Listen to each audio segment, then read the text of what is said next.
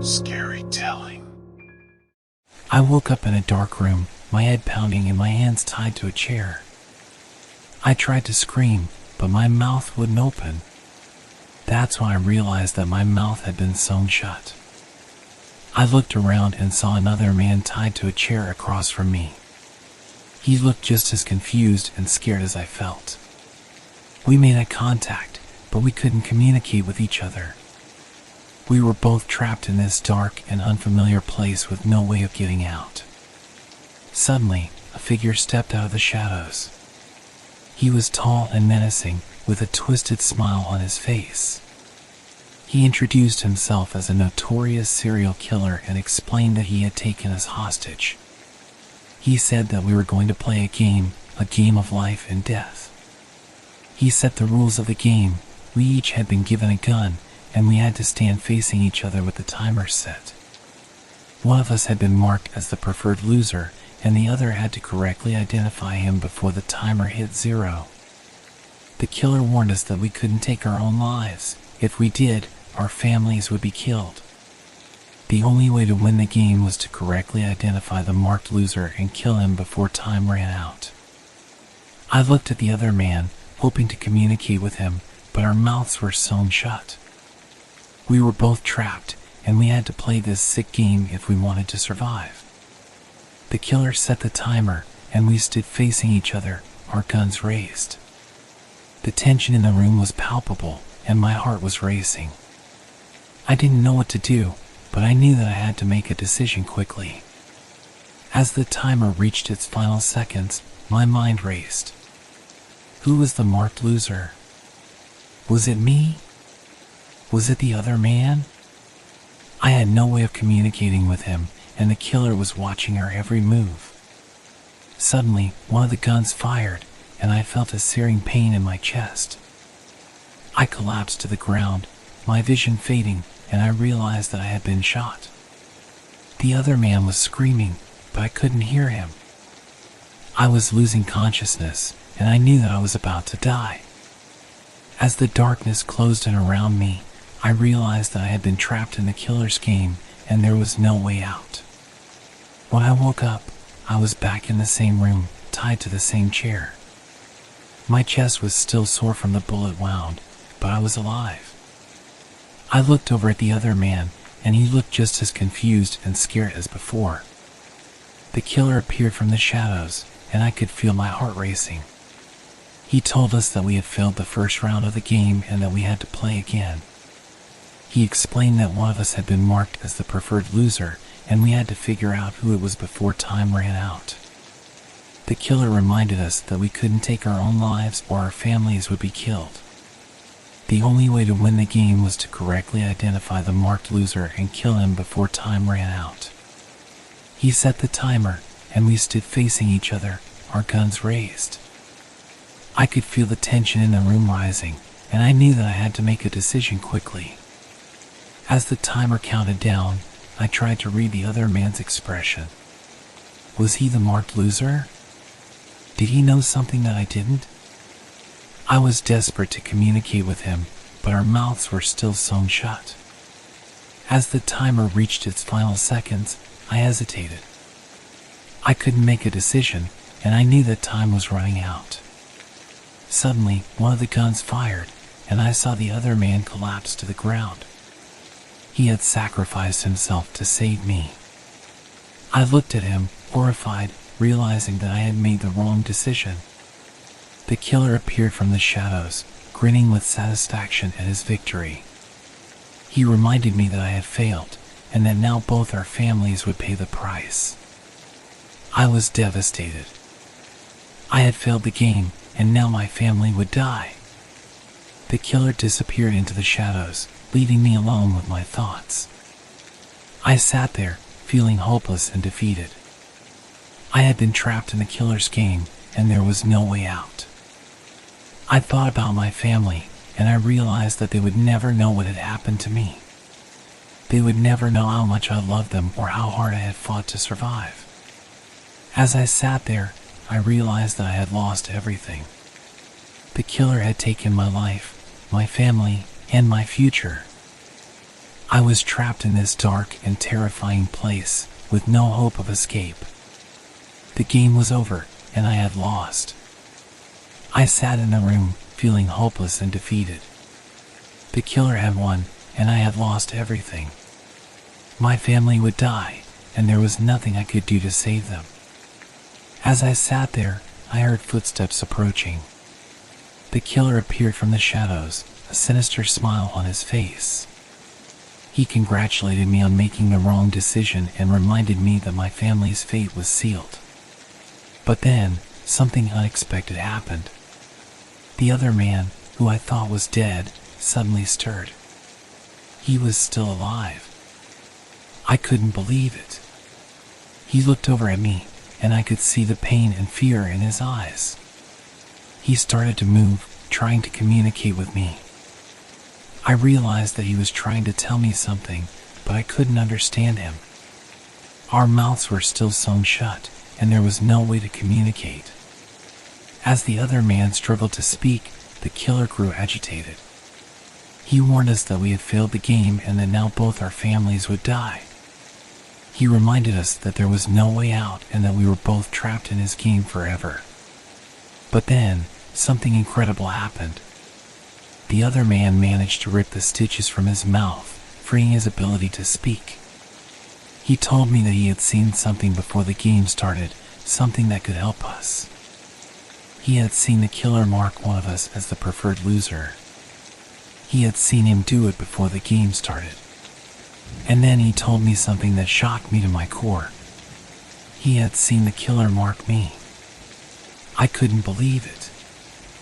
I had been marked as the preferred loser from the beginning. The other man had sacrificed himself to save me, and now I had a chance to save both our families. I realized that I had to act quickly. I picked up my gun, aiming it at the killer. He looked surprised, but then he started to laugh. "You think you can kill me?" he taunted. "You're already dead." But I didn't hesitate. I pulled the trigger, and I watched as the killer fell to the ground. He was dead. I had won the game. I turned to the other man, tears streaming down my face.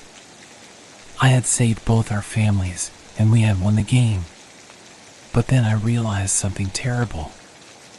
I had killed someone. I had taken a life. I looked down at the killer's lifeless body, feeling sick to my stomach. I realized that I had become just like him. I had been forced into this game, but I had become a killer. As I sat there, feeling hopeless and defeated once again, I realized that I was trapped in the killer's game forever. I had won the game, but at what cost? After I killed the killer, I felt a mix of relief and horror. I had saved our families, but I had also taken a life. I looked over at the other man, and we both shared a moment of silence. Suddenly, the room went dark, and we heard a sinister laugh echoing through the darkness. We realized that we were still trapped in the killer's game, and that there was no way out. We tried to communicate with each other, but our mouths were still sewn shut. We were both filled with dread, knowing that we were stuck in this dark and terrifying place forever.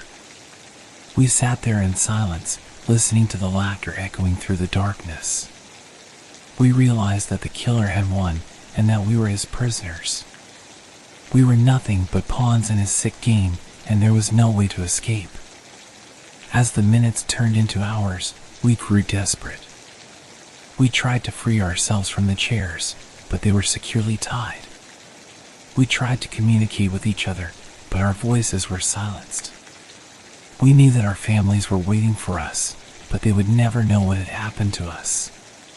They would never know that we had been forced to play this sick game, and that we had lost everything.